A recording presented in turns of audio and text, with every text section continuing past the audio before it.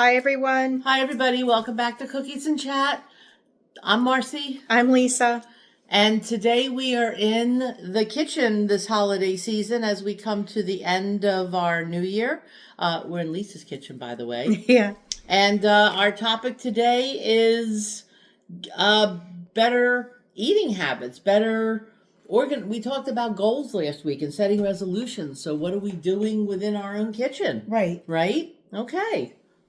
Yeah, definitely. And this is the time of year when we were just talking about resolutions last time. I think at this point, too, you could talk about like getting your kitchen kind of organized and cleaned. And so it's just different things that we can do. Okay.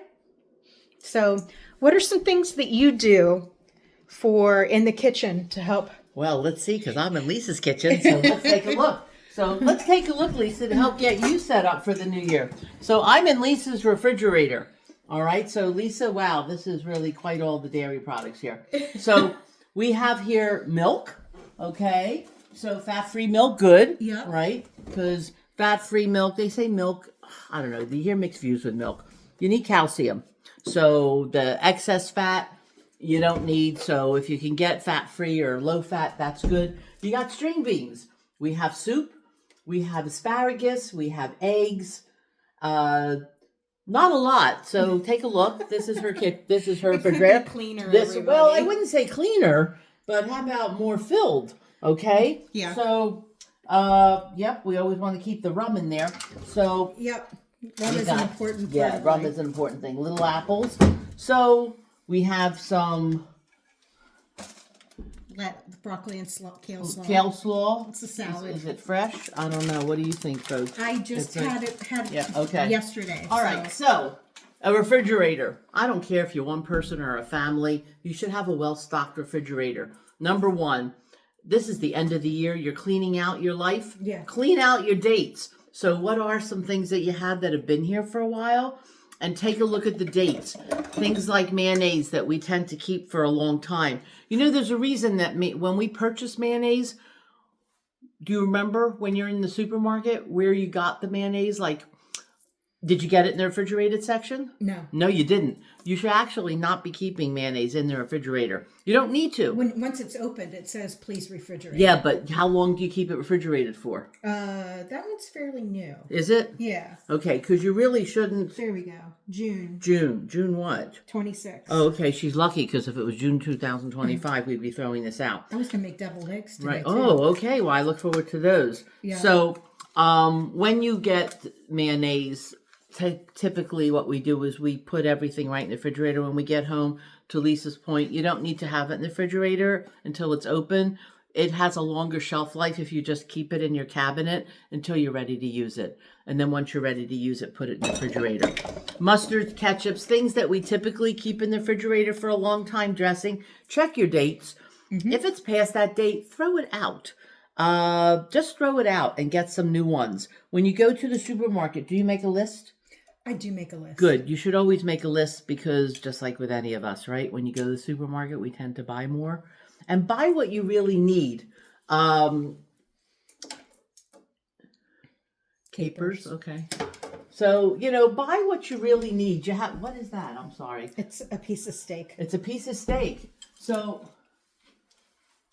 this is her piece of steak. Is it wrapped? No, it's not. No. It's just sitting there. So, Lisa, you always want to wrap things, right? I do know that. Do you? Yeah, do you? I do know that. So I personally will not be eating this steak because it's not wrapped. But we do want to keep things that we buy in the deli, cheeses and stuff.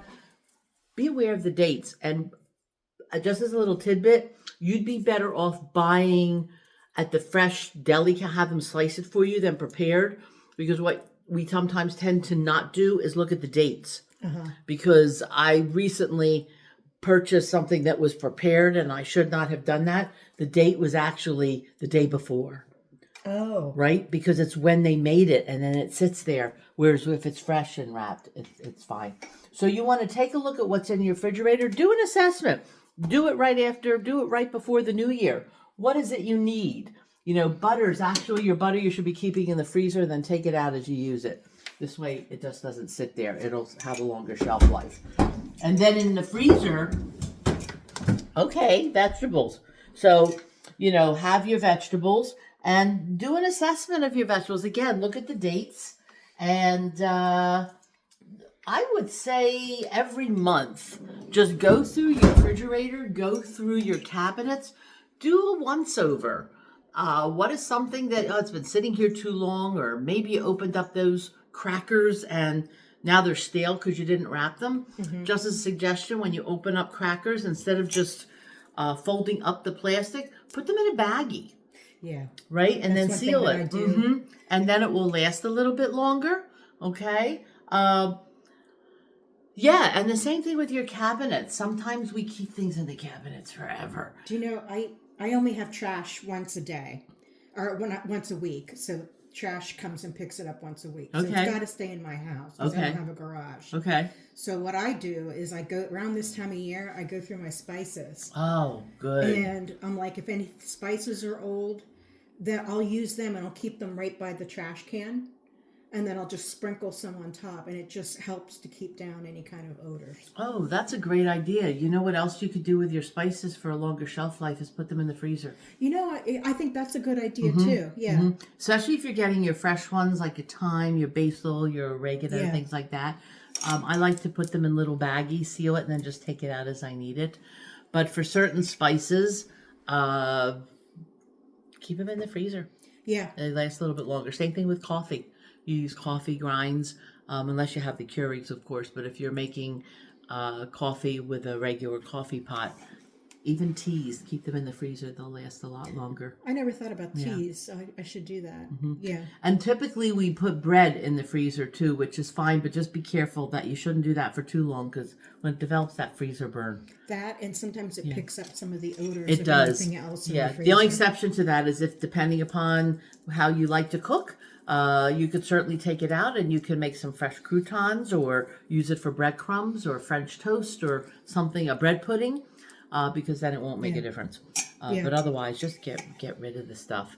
And buy things in quantities that are going to make sense for how many people are in your home and how long. I guess your cooking habits. How long are you going to have it? So, are you making a big pot of soup and keeping it in the refrigerator, or are you putting it in containers and then putting it in the freezer? Because then it lasts forever. for about a year. It really does last for a while. Your meats and your chickens. If you're the type of person that likes to buy stuff because it's on sale, you're defeating the purpose if you're buying stuff on sale and then end up throwing it out. What I'll do is I'll buy the stuff like the family pack on sale. And then what I'll do is, let me see if I can actually show. I'll just put in individual containers. Oh, that's good. So Okay. then that way I'm not tempted. Is it cooked? Yeah, it's already cooked. A great idea. So buy your whole chickens, buy roasts, whatever it is you like, and cook it up, and then portion it up. That's a great idea. And the good thing about that too is, let's say you're sitting and you're like, I don't know what I'm going to make for dinner. Oh, I can just take it I out. could just pop it. And You can don't have take to it wait out. for it to defrost. You could put it right in the microwave. Right. And if it's something you want to wait to defrost, just take it out on your way to work or the night before. But yeah, you can cook up just about anything. Good. Any personal suggestions that you have, Lisa, that you do to keep your kitchen in order? Pretty much the stuff that you mentioned. I do go through my freezer and my fridge about once a month and make sure that anything that's in there that shouldn't be any longer is gone. Good. And so I do that. That's something that I think you just trust the food that's in your refrigerator a little more easily. You're not like, oh my gosh, maybe I should check this out and see if it's okay. Right. And if you're looking, while you're doing your assessment of your kitchen, take a look at the things that maybe you have that either A, are too tempting. You have that little bag of candy, you think, well, I'm just going to keep it there in case I want one, but it's hard to eat one. Then get rid of it. Give it to someone or just get rid of it. Same thing with things that maybe you shouldn't have health-wise for medical reasons. Why do you have it in the house? Like one thing that I've done too is a friend of mine gave me this last year because I have problems with inflammation and arthritis. So what are some things that you should be putting on your list for grocery shopping and things that maybe don't. Okay. And it's common sense, but it's just a reminder. Mm-hmm. And like most of this, I think I know already. Okay. And I think too, in fairness, we all know what to do, but actually doing it is something else. So what do we do to keep ourselves in check? Do you write things down? Write down, do it in advance. Like some of you know, I make my lunches in advance. I do that because then I wouldn't know what I'm doing. So this way I also don't have any decisions to make because I have my lunch. I make them Sunday night. I have them for my week at work. Mm-hmm. Maybe you need to do the same thing for your breakfast or your lunch or your snacks. And then write it down, just like going to the supermarket with a checklist. Right. Go to the aisles that are on your list. It's not necessary to roam up and down every single aisle when you're not buying something in every single aisle. And stand true to what's on your list. If it's not on your list, don't get it.